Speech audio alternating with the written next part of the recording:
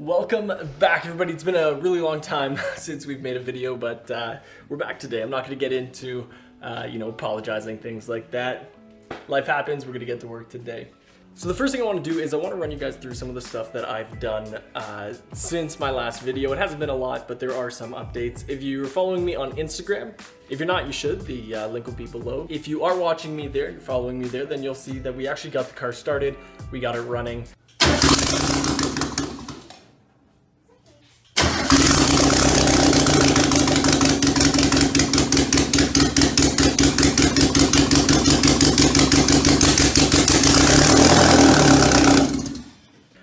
So let me show you how we did that, let me show you some upcoming plans, and let me show you what we're working on today. All right, so to get the car running, we have this makeshift, we set everything up.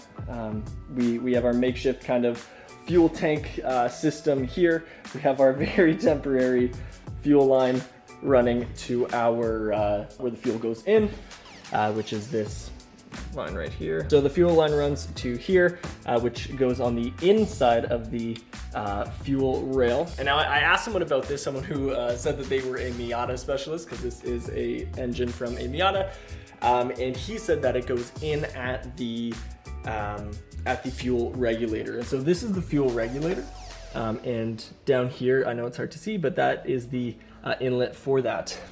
That is completely incorrect. It is the other way around. At first it made sense. It goes through the regulator to regulate how much fuel is actually going into that fuel line, but that's not how it works. It goes into the fuel line, fills the fuel line, and then that regulator regulates the pressure. It kind of releases oil, or not oil, it releases fuel, when to make the pressure good or whatever it is. I don't know much about it, but it definitely makes sense, and we have it running, so we definitely have it the right way. So if you're that Miata specialist, your advice wasn't great, but you know what? We live and we learn. That's what the internet's for. So we hooked it up, and that was the only really issue that we had. Once we did that, spark was good. We had checked it because obviously it wasn't starting. We thought maybe it was spark, but spark was good. It was just a fuel line. So we have air, we have fuel, and we have spark, and that's really all we need to make the engine go. So we got it running. Go check my Instagram if you want to see that. Maybe I'll post a clip today, or maybe we might actually get it running today. We'll kind of see what happens with that. So as well, we've been doing some stuff to the interior, not much. I know it still looks like a wreck, but we actually have some plans. So this is the dash we're gonna run for now.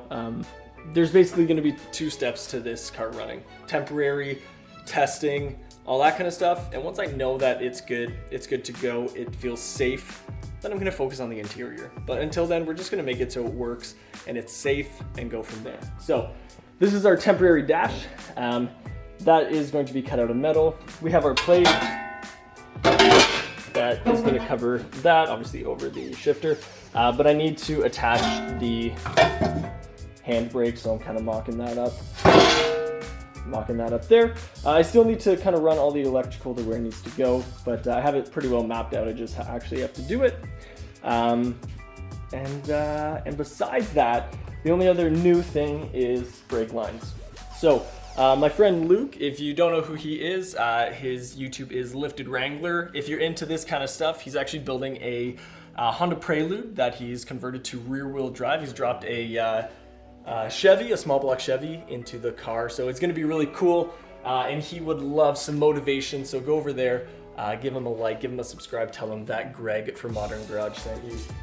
But anyways, he came over the other day, or a couple weeks ago now actually, and we ran some brake lines.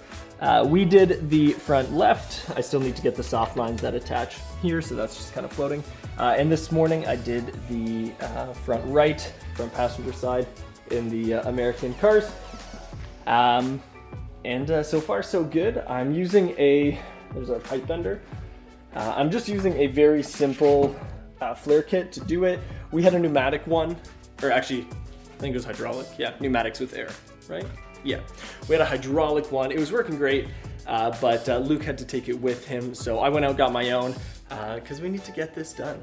So what we're doing today, and hopefully what I can show you the process of, it's kind of hard because I'm under the car and in the engine bay, but we're gonna run the last line, which goes to the rear. In the rear, there's kind of a T. Again, if I can show you, I will. But it runs back there. It feeds the brake fluid to the rear drums. I have also actually something else new we did. I know you can't really see it here, but we have new, actually you can kind of see the new caliper, but new rotors, new calipers, and new pads on the front. I bought new brake shoes for the back, but I've actually never dealt with drum brakes before, so I'm waiting for some help with that. But that really, that isn't too big of a deal. Most of the braking power is in the front. I'm assuming the pads or the shoes are still at least decent in the back, but we'll have to see. So honestly, that'll be an easy job down the road for after we actually start driving this thing. So I have all the parts for it, we just need to do it. What we're doing today, like I said, is we're going to be running the rear brake line and hopefully even getting into the fuel lines. I know exactly where they need to go, I just need to do it. Obviously this temporary one that we had is not going to be very safe, so that's kind of the plan for today. All right, so when I first got the car and took the engine out, I actually cut the brake lines because I thought I wasn't going to use them. The brake system wasn't really working well, and so I just kind of cut them. But I left them in place in the rear because I figured I would need them, and it actually worked out really well. So this is the line from about halfway back all the way to the back. The brakes are kind of over the brake line goes over kind of the differential. So I took my new line, shaped it as close as I could to this anyways. We're about to fit it and see if it works. And then have enough to go to the front to hook up in the engine bay.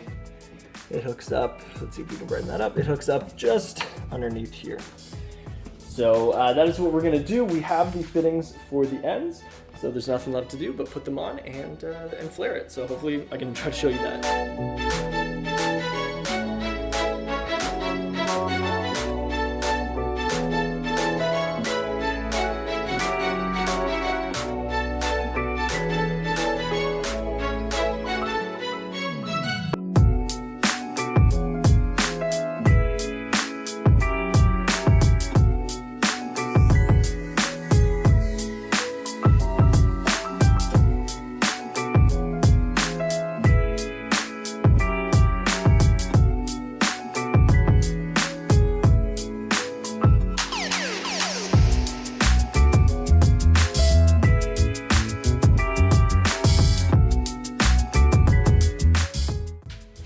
Alright, so we're gonna check now if everything kind of lines up before we do the other side. So I've got a light, hopefully that helps.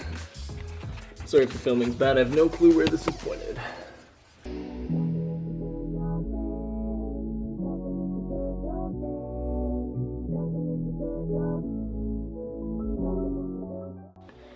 Alright, so we've got the back in. Again, I don't know how well you can see, I'll do my best here.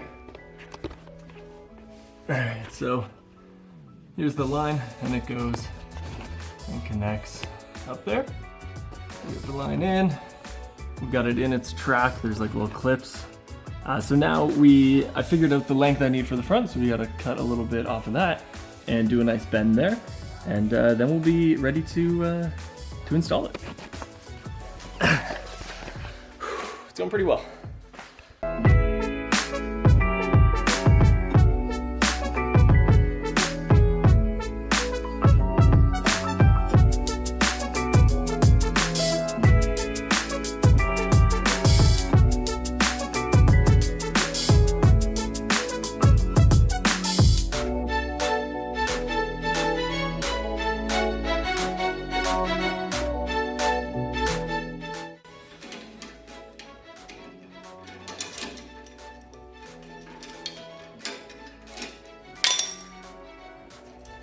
Good.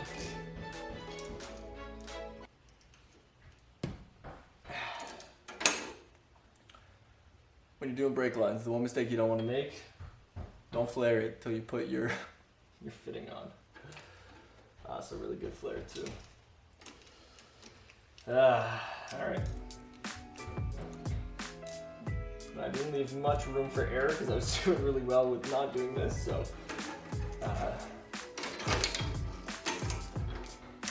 hopefully this 1/4 inch we have to cut off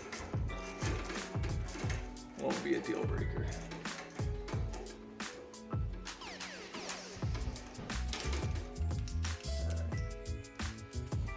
this before we forget. Bring it out.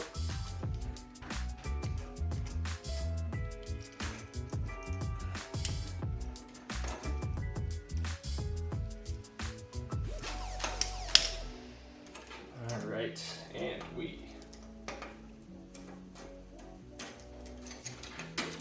try it again.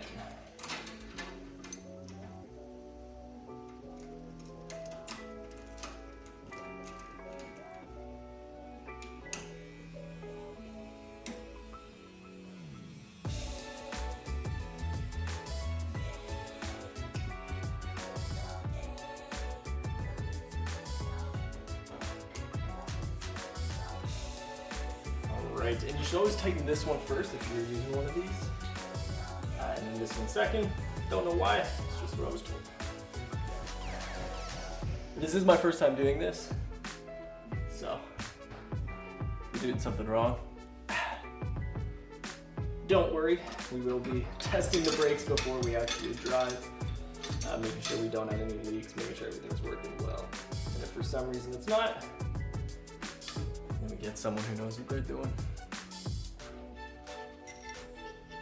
That's kind of what's nice about having a project car. Doing this stuff on my everyday driver, I don't know. That's a little scarier to me, but this, I don't need it. There's no rush. I mean, I want it, but there's no rush. So what's nice is we can test everything, make sure everything's good, and if we have to redo something, then we redo it, but we learn along the way. That's kind of the whole reason behind it.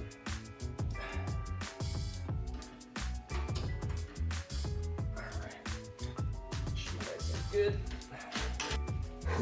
All right, that was fun. All right, let me show you what we're working with here. So, like I showed you earlier, we ran these. They go into, let's see if we can get a light here. They go to this, I'm not sure the proper name, but it distributes the fluid. So the one goes to the front driver's side. The second from the bottom front goes down, around, across, and will eventually, the end's just right there, but it'll eventually hook into the soft line that goes there.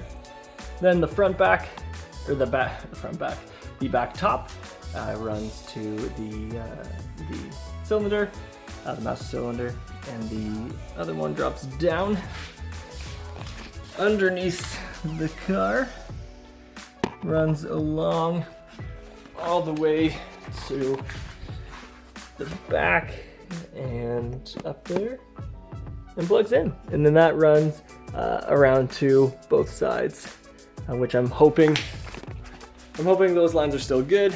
If we have any issues, we'll change them, but there's no evidence to say they're not good, so I'm gonna leave them. And brake lines are 90% done. Like I said, I just need to order those soft lines. My local supplier didn't have any, so I have to order from Rock Auto, so those should be here in about a week or so. And I think it's time to start working on fuel lines. This might be the end of the video today, just wanted to keep it short and sweet, and I want another video to be able to do. So I think that's gonna be it. Thanks guys for tuning in. Sorry about the long wait, I know I said I wasn't gonna apologize, but if you stayed this long, you deserve the apology. You know, it's been fun so far. You know, I've been on summer for quite a few weeks now and haven't touched it, so it's actually really nice to get back into it, and I promise you, more content will be coming. We'll see you in the next one. Take care, guys.